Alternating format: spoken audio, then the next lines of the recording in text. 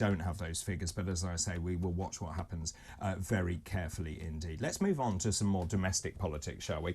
Joining us in the studio, Patrick Timms, editor of Wolves of Westminster. Good morning to you. Good morning to you. Really good to see you. I mean, in fact, I saw you during the week, didn't I? Yes. And Angela Rayner, we were talking about this yesterday, saying this story isn't going away anytime soon. And then this morning, here we go again. A former employee of Rayner has provided a statement to the police contradicting her claims. Now, you know, I have talked about this incessantly. She says her primary residence was in Vicarage Road. She bought this house for the former council house for $79,000, sold it for $127,500, made $48,500 profit, and a lot of questions being asked about, was that your primary residence? Were you living with the husband and the children? Were you registered? Why are all the furnishings in the other house, not in this house? And now we see that Mr. Finnegan, Matt Finnegan, said he is in no doubt that a residence Miss Rayner shared with her husband was the family home, completely contradicting Angela Rayner. How significant is that? Well, it depends on how you define significant. What I would say is that in Westminster, whenever this kind of thing happens, that somebody's always got an agenda. But what I wanted to do is just actually try and compare and contrast this with an example from my own life. So I live two lives. I have a house up in Cheshire. Lucky you. I'm in a property guardianship in North East London. Right. So that I can do things like this. Yes. Now, which is my primary residence? Is it the one that I own? Or, bearing in mind that I actually spend most of my time in London, is it that? They're both furnished. But is it a case of where do I spend most of my time, or what do I own? It's which one you declare to the tax office as your primary residence. It's as simple as that, really. No, it's I don't need to in my case, but of course she does. So then it's a case of saying, how do you define it? Well, but also, just let's go back to the reason this is important is the primary residence is the one where you don't pay capital gains. Now, if it transpires that she was not living in that property, and also she registered the children in the other property, my feeling is actually this is starting to snowball. What does it say also about Keir Starmer? Because I don't think he knows what his position is on this.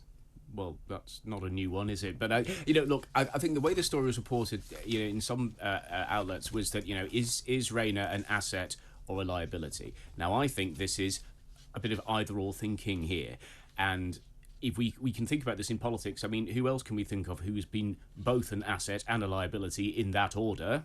Boris Johnson. Indeed. Okay. So, in terms of what Starmer does, now, if you go back a couple of years, there were great tensions between him and Rayner, but now they're gearing up for power.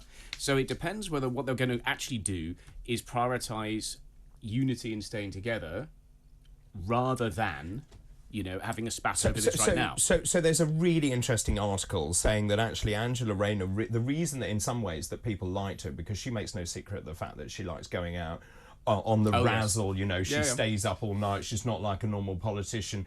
She's also sort of triumphed or heralded the fact that she came from very modest beginnings and she's done very well, and all credit to her for that. She calls herself John Prescott in a skirt, and she says, I've got cut through.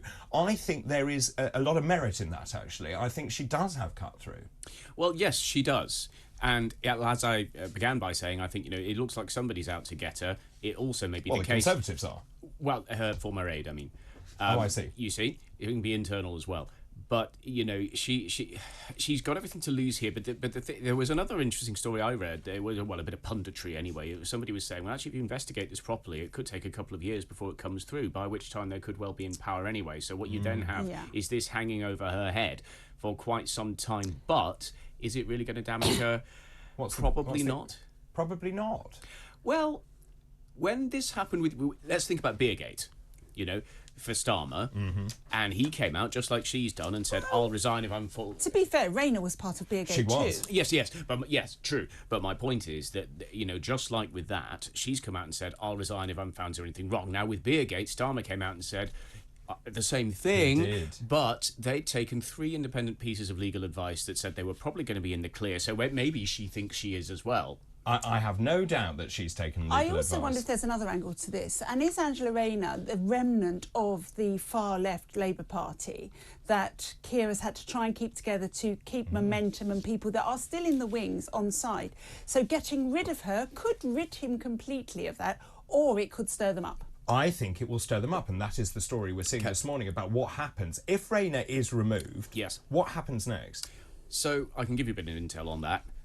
No, she is not seen by the really far left, as being on their side. No, she really isn't. I mean, the last figure you had there who was got rid of would be Rebecca Long Bailey. Okay. And I was involved in that story. But there we go. So you have, at the end of the day, no, I don't think it would be that. The far left have some great terms for the Starmerites. They call them Stormtroopers. Do they? Yes, which is brilliant. And she is seen as one of them. And so just in terms of how cohesive this is, we've talked a lot about the Conservative Party being 5 different parties, like the ERG, the New Conservatives, and so on, all sort of held together like a big jelly. The Labour Party isn't that dissimilar, is it? No, and they are trying to put on a united front, but it's not that united. No, it's not that united. But certainly, I'm aware of certain figures, let's just say, who see even the SCG, the Socialist Campaign Group, as not being left enough.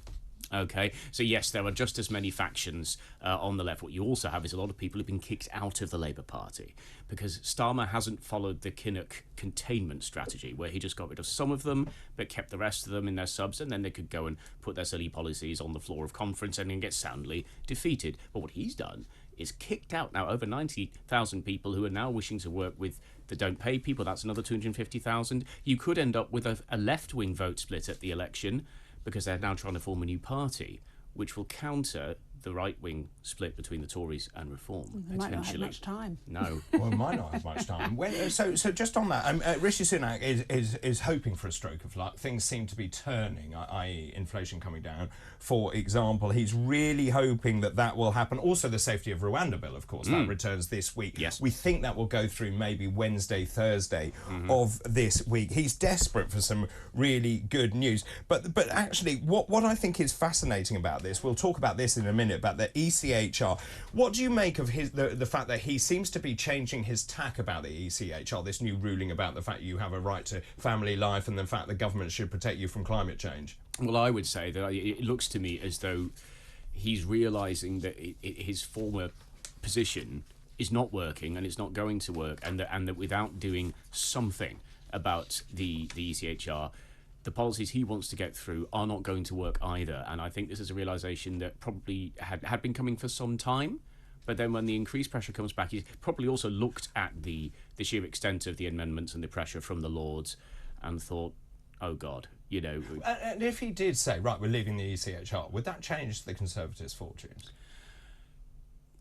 Be for the electorate to decide. I think, I'll tell you what, I think a lot of that's going to depend on how he presents it. Taking back control, the UK being in charge. Yeah, as opposed to, we don't care about humanitarian rights anymore, So, and very quickly, if I can, because time is tight, but I just want to say Tim Loughton is standing down as well. This is 64 Conservative MPs now saying they're standing down. That's kind of reading the writing on the wall, isn't it? There's also another great story that's happening, which is Suella Braverman is talking at this, I believe this is The Guardian, saying is a far-right convention in Brussels. In fact, I'm in Brussels tomorrow, and this convention is taking place at the same time. This is the National Conservatism NatCon conference in Brussels this week. It's controversial because people like Viktor Orban are speaking. Hans-Georg Maassen, the former German spy chief, who has been quite controversial. So there are lots of people speaking at NatCon in Brussels, and I'm not sure Sunak will be that happy with Braverman doing that. Well, what I was thinking when I read this story was, what he needs like a hole in the head right now is to look weak. So if he tells her not to go, because he's being encouraged apparently to tell her not to go, well, how is he going to do that? It'll be in some sort of letter or whatever, which will inevitably get leaked to the press. She'll go anyway, and then he will have lost even more authority. Also, she's not on his payroll anymore. She's not in the government. And she's free to express her views. Yes, she is. I mean, you couldn't stop Nadine Dorries going to the jungle. You couldn't stop Matt Hancock going to the forest. Well, you're right. So the Shadow Paymaster General, Jonathan Ashworth, has written to the Prime Minister saying you cannot allow her to speak at that conference. I mean, I'm sorry. I think free speech is really important. I also think he's in a different party, so maybe he should butt out. I think you're right. Well, and actually, I think that's a very valid point, because the fact that he's in a different party and doesn't want her to speak says that he knows she's going to speak to the people. Be fascinating to see what happens. Quite by accident, I'm in Brussels, but anyway, I'm not going to that conference. We'll believe you. Yeah, well, absolutely. Patrick, really good to talk to you. Thank you very much indeed. Patrick Timms there, editor of Wolves of Westminster. Right, time